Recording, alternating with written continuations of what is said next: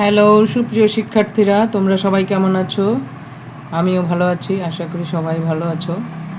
যাই হোক, আমরা অনেক দিন পর আবার একটা ভিডিও নিয়ে আসলাম। আমরা সে ভিডিওর ধারাবাহিকতা বজায় রেখে প্রথম থেকেই শুরু করব। এখন থেকে ধারাবাহিকভাবে দেখতে থাকবে। তো আজকে আমরা প্রথমেই যে ভিডিওটা বানাচ্ছি সেটা হচ্ছে ইংরেজি গ্রামারের নাম্বার।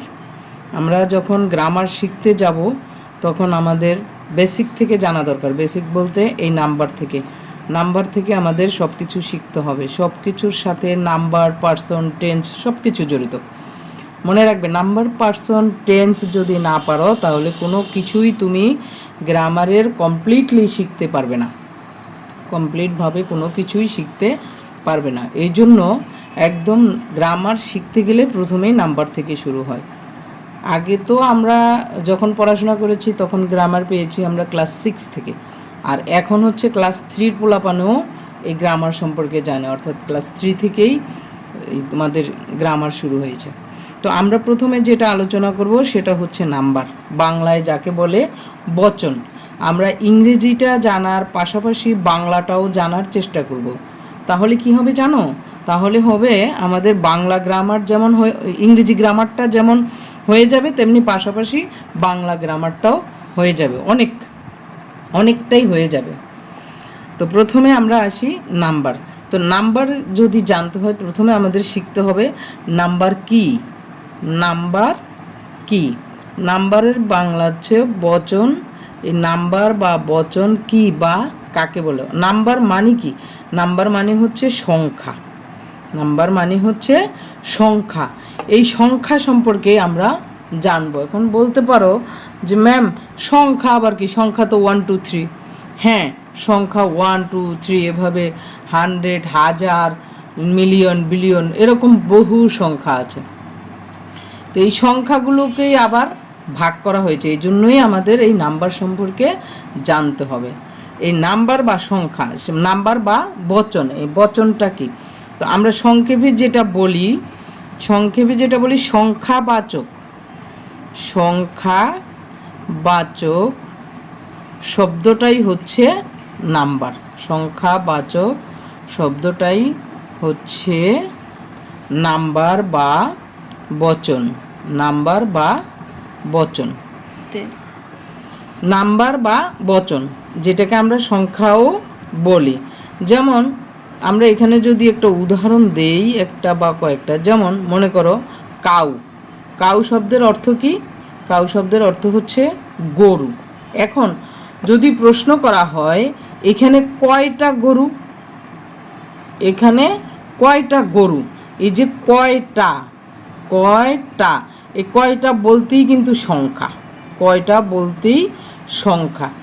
প্রিয় শিক্ষার্থী বন্ধুরা, তোমরা জেনে রাখো আমার এই এডুকেশনের উপর একটা ওয়েবসাইট আছে, বি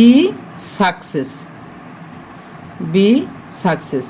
তোমরা তোমাদের যদি কোন নোট, এই ভিডিও দেখার পাশাপাশি যদি মনে করো যে নোট হলে ভালো হতো, তাহলে আমার এই বি সাকসেস ওয়েবসাইটে গেলে সেখানে তোমরা এই এই নোটগুলো পেয়ে যাবে। এই নোটগুলো হুবহুব ওই বি সাকসেস ওয়েবসাইটে দেওয়া আছে। সেখান থেকে তোমরা নোটগুলো দেখে দেখে লিখতে পারো, অথবা করতে পারো, ওই যে প্রিন্ট করে নিতে পারো, পিডিএফ ফাইল প্রিন্ট করে নিতে পারবে। তো যাই হোক, আমরা আসি। যেমন কাউ, এখানে কয়টা গরু, কয়টা, এই যে কয়টা, এই কয়টাই হচ্ছে সংখ্যা, মানে আমাদের এখানে কয়টা গরু আছে। তো আমরা সাধারণত বলবো কাউ বলতে একটা গরু, কাউ বলতে একটা গরু। আচ্ছা, আবার যদি বলি কাউজ, তাহলে এখানে গরু গুলো, অর্থাৎ এখানে অনেকগুলো গরু আছে, একটা থাকতে পারে, দুইটা, একটা তো না, কাউজ শুধু কাউ বললে একটা, আর কাউজ যদি বলে তাহলে সেখানে হবে দুইটা থাকতে পারে, তিনটা থাকতে পারে, 10টা থাকতে পারে, এরকম অগণিত থাকতে পারে।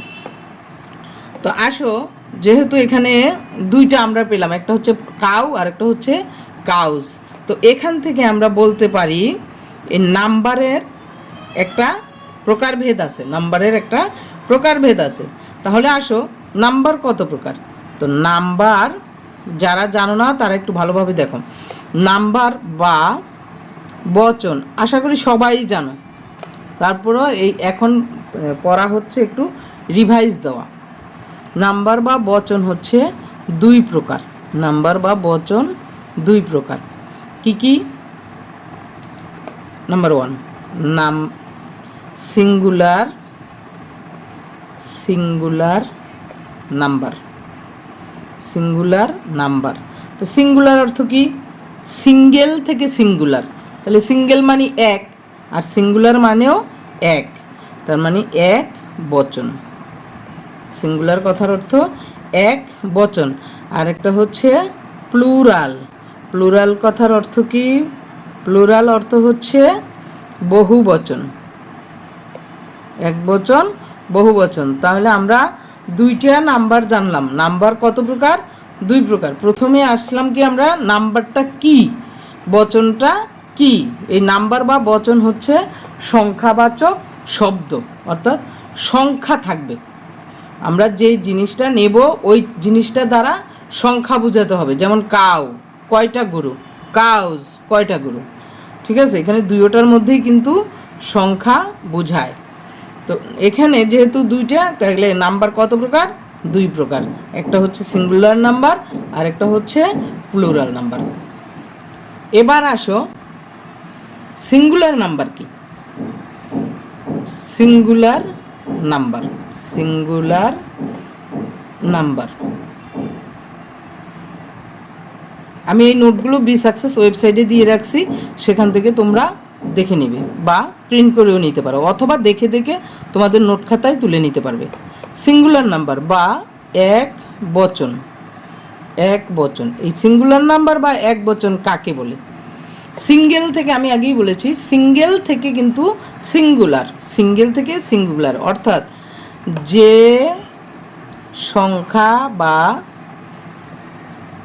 ওয়ার্ড, যে সংখ্যা দ্বারা বা যে ওয়ার্ড দ্বারা একটি মাত্র সংখ্যা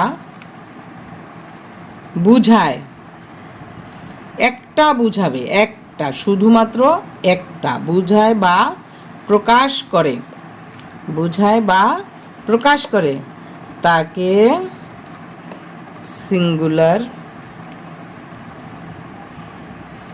নাম্বার বলে। ঠিক আছে, কয়টা বুঝাবে?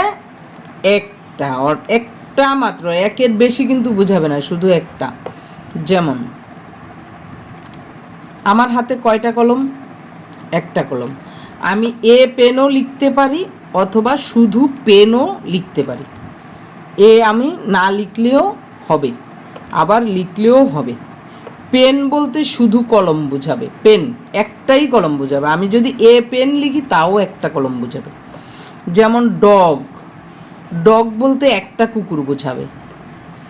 ক্যাট একটা বিড়াল বুঝাবে। ফ্যান, ফ্যান মানে কি? পাখা, একটা পাখা বোঝাবে। তাহলে আমরা সিঙ্গুলারটা বুঝতে পারলাম। সিঙ্গুলার মানে কি?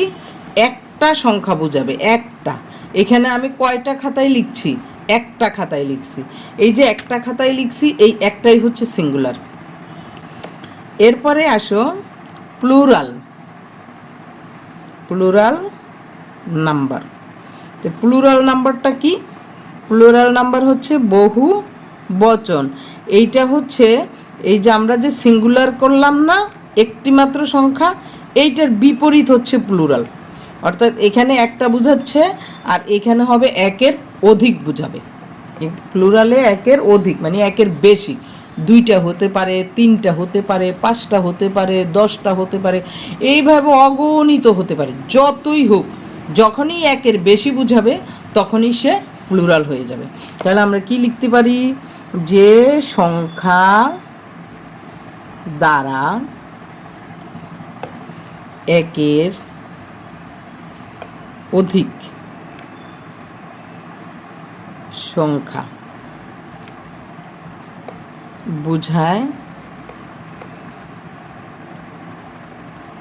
বা প্রকাশ করে, বুঝায় বা প্রকাশ করে, বা দিতে পারে বা অবলিকও দিতে পারে, এখানে অবলিক দিয়েছি, এখানে দিয়ে প্রকাশ করে তাকে প্লুরাল নাম্বার বা বহুবচন বলে। একটু লিখলাম না, সেটুকু এখান থেকে দেখে নিবে। যে সংখ্যা দ্বারা একের অধিক সংখ্যা প্রকাশ করে বা বোঝায় তাকে প্লুরাল নাম্বার বলে। দেখো আগেরটাই ছিল একটি মাত্র সংখ্যা, আর এখানে হচ্ছে একের অধিক।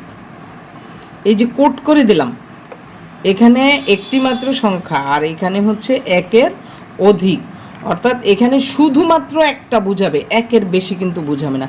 এই আমি একটা কলম, এখানে যখনই আমি আরেকটা কলম দিলাম তখনই সে দুইটা হয়ে গেল। যতক্ষণ সে একা ছিল তখন সে সিঙ্গুলার ছিল, যখনই তার সাথে আরেকজন চলে আসছে তখনই সে প্লুরাল হয়ে গেছে, এখন আর সে সিঙ্গুলার নেই। ঠিক সেরকমভাবে যেমন পেন্স, পিএনএস, পেন্স, এখানে পেন্স বলতে কলমগুলো। এখন এখানে কয়টা কলম? কলমগুলো, অনেকগুলো কলম, দুইটাও হতে পারে, তিনটাও হতে পারে, 5টা, 10টা, 20টা, অগণিত হতে পারে। ডগস, ক্যাটস, ফ্যান্স ইত্যাদি। ঠিক আছে, তাহলে আমরা কি শিখলাম আজকে? নাম্বার। নাম্বার অর্থ কি? বচন। নাম্বার কি? নাম্বার জিনিসটা কি? অর্থাৎ সংখ্যাবাচক শব্দটাই হচ্ছে নাম্বার। আমি এই সংখ্যাবাচকটাকে একটু কোট করে দিলাম। সংখ্যাবাচক শব্দটাই হচ্ছে নাম্বার। নাম্বার হচ্ছে কত প্রকার? নাম্বার 2 প্রকার, সিঙ্গুলার নাম্বার, প্লুরাল নাম্বার, এক বচন, বহু বচন। সিঙ্গুলার নাম্বার কাকে বলে? যেই সংখ্যা দ্বারা শুধুমাত্র একটা বুঝাবে, একটা, একের বেশি বুঝাইতে পারবে না। যদি একটা বুঝায় তাহলে সে হবে কি? সিঙ্গুলার। আর যখন একের বেশি বুঝাবে তখনই সে হয়ে যাবে প্লুরাল নাম্বার। তো শিক্ষার্থীরা, আজকের ভিডিও এ পর্যন্তই। পরবর্তী ভিডিওর অপেক্ষায় থাকো। আর আমার ভিডিও ভালো লাগলে অবশ্যই চ্যানেলে সাবস্ক্রাইব করবে এবং পেজে ফলো দিয়ে রাখবে। আর সবাই নোট করার জন্য ওয়েবসাইটের দিকে খেয়াল রাখবে, অবশ্যই ওয়েবসাইট ভিজিট করবে। ধন্যবাদ সবাইকে, সবাই ভালো থাকো, সুস্থ থাকো, ধন্যবাদ।